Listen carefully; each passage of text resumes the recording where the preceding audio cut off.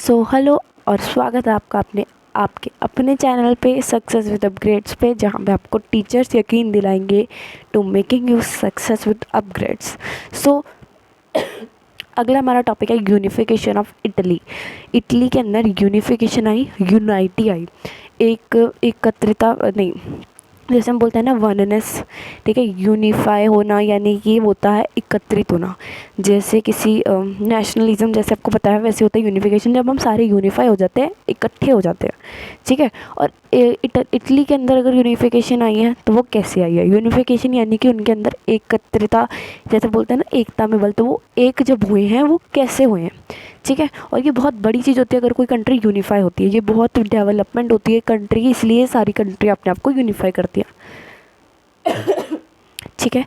सो जो हमारा पहला पॉइंट है, सबसे पहले तो देखो, इटली जो थी वो पूरे 7 स्टेटों में डिवाइड थी, फिर भी इटली को बेसिकली इटली को यूनिफाई करने में कोई हामी नहीं भर रहा था, कोई आगे नहीं हो रहा था कि मैं क्यों रिस्पॉन्सिबिलिटी लूँ इस इटली को यूनिफाई करने की। बट फिर भी इटली के अंदर 7 स्टेट्स थे, बट कोई स्टेट ये हामी नहीं भर रहा था, बेसिकली रिस्पॉन्सिबिलिटी नहीं ले रहा था कि मैं इटली को यूनिफाई करूं।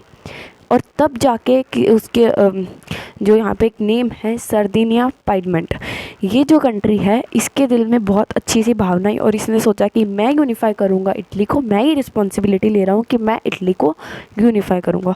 और सारी जो कंट्री होती है, सारी यूनिफिकेशन जो होती है, जर्मनी की भी सेम हुई थी, बस यहाँ पे साइडर्न अपॉइंटमेंट की जगह स्टेट्स में चेंज था, वहाँ पे 39 थे। इसके अंदर साइडर्न अपॉइंटमेंट के अंदर वो भक्ति नहीं आई थी, उसके अंदर आई थी प्रूशिया के अंदर ये भक्ति।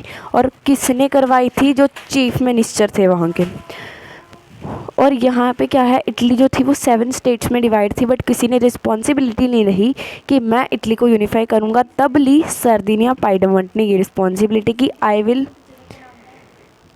कि मैं और वहाँ के जो किंग थे जिनका नाम था, वो belongs to Italian princely house, यानी कि जिनके जो किंग थे सर्दिनिया अपॉइंटमेंट के, वो थे प्रिंसली हाउस, यानी कि बहुत ही बेसिकली बहुत प्रिंसली थे, वो बहुत रिच थे, ठीक है।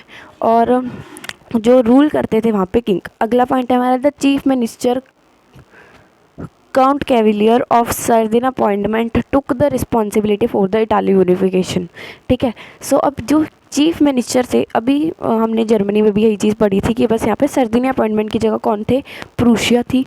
और जो चीफ मिनिस्टर थे वहाँ के, यहाँ यानी कि जर्मनी के, कौन थे? वो चीफ मिनिस्टर थे ऑटो वॉन बिस्मार्क। और इसके अंदर जो चीफ मिनिस्टर हैं वो हैं काउंट कैविलियर। हमने पहले क्वेश्चन में बुक के दूसरे पार्ट में ये भी देखा था, मैंने आपको सिर्फ ये बोला था कि इतनी line you have to learn कि ही वॉज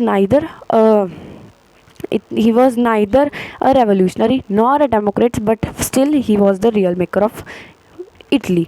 तो इन्होंने बनाया था इटली को क्योंकि इन्होंने यूनिफाई करा था इटली को, ठीक है।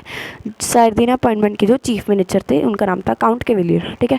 टुक द रिस्पॉन्सिबिलिटी, उन्होंने ये रिस्पॉन्सिबिलिटी की करी कि मेरे अंदर ये भावना है, मैं ये करूँगा यूनिफाई इटली को, ठीक है। और ये जो थे ना, वो बहुत ही ज़्यादा डिप्लोमैट तरीके के थे, बहुत ही चालाक थे, बहुत ही ज़्यादा, ठीक है, चालाक थे। He want to know how do I will play this game और how do all the things are happening, ठीक है। उनको सब कुछ पता था कि मैंने कैसे हर चीज़ को जीतना है।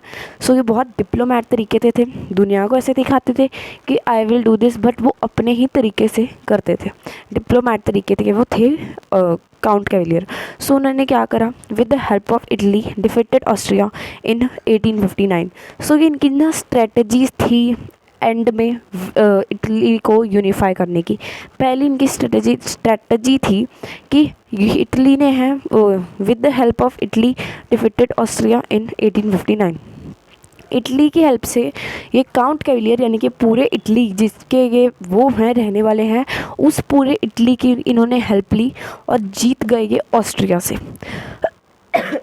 1859 के अंदर, you have to learn this date, कि 1859 के अंदर ये डिफीट कर गए थे, जीत गए थे, लड़ी इन्होंने अपने हक की लड़ाई। ये इनकी स्ट्रेटजी थी। सबसे पहली इटली की हेल्प से इन्होंने ऑस्ट्रिया से जीते 1859 1859 के अंदर, ठीक है। फिर Italy defeated Spanish forces in 1860 with the help of the local peasant. पहले इन्होंने हराया ऑस्ट्रिया को 1859 में, अगले ही साल 1860 के अंदर इन्होंने हरा दिया स्पेनिश को। अभी बहुत पावरफुल कंट्रियाँ बन गई जब इन्होंने इतनी पावरफुल कंट्रीज़ को हरा दिया, डिफीट कर गए इनसे। फिर इटली की हेल्प से इन्होंने स्पेनिश फोर्सेस को हराया, और अब इन्होंने पूरा, अगर चाहे कि कोई भी लड़ा है, बट डिफीट पूरी इटली ने ही करी है, वो इटली वालों के लिए ही उन्होंने करी है। तो इटली ही डिफीटेड स्पेनिश फोर्सेस 1860 में। अगले ही साल इन्होंने क्या करा, हेल्प कर किसके लिए, इन्होंने लोकल पीजेंट्स की। नॉर्मल जो किसान के लोग थे, लोकल जो बंदे थे, दैट आर मतलब कि नॉर्मल पुअरर सेक्शन जो था, उनकी हेल्प लेके इन्होंने क्या करा, इन्होंने यूनिफाई करने के लिए जो स्ट्रेटजीज अपनाई। सबसे पहले ये बहुत डिप्लोमेट थे, कौन, काउंट कविलियर, जो कि थे चीफ मिनिस्टर, क्या नाम था इसका, सर्दिनिया पार्लियामेंट के, ठीक है। और सबसे पहले ये इटली से को लेके इन्होंने डिफीट किया, यानी कि ये जीते हैं या इटली जीती है, एक ही बात है। ऑस्ट्रिया को हराया 1859 में, फिर इन्होंने स्पेनिश को हराया 1860 में। किसकी हेल्प से, आम जो जनता थी उनकी हेल्प से। आगे देखते क्या था। सो मार से एक मिसप्रिंट हो गया था कि इटली की हेल्प से वो ऑस्ट्रिया से नहीं जीता था, वो फ्रांस से पहले उसने दोस्ती बनाई, फिर वो ऑस्ट्रिया को उसने हराया। क्योंकि ऑस्ट्रिया एक ऐसी पावरफुल कंट्री है कि कोई सोच भी नहीं सकता कि क्यों मैं इसके साथ लड़ूँ, ठीक है। तो ये बहुत पावरफुल थी, तो इन्होंने एक और पावरफुल कंट्री से क्या करी, दोस्ती करी कि मैं अब इसको हराऊँगा, ताकि मैं एक बहुत पावरफुल कंट्री बन जाऊँ कि मैंने इतनी पावरफुल कंट्री को हरा दिया, ठीक है। तो इसने क्या करा, फ्रांस से दोस्ती करी with the help of France. फिर इटली जो था वो लड़ा ऑस्ट्रिया के साथ, और इन 1859, ठीक है। फिर अगले ही साल क्या हुआ था, अगले ही साल वो स्पेनिश से लड़ा था 1860 के अंदर, स्पेनिश से भी वो डिफीट करा। और उसके बाद अगले ही साल 1861 में इटली जो था वो यूनिफाई हो गया था। This is the story of unification of Italy.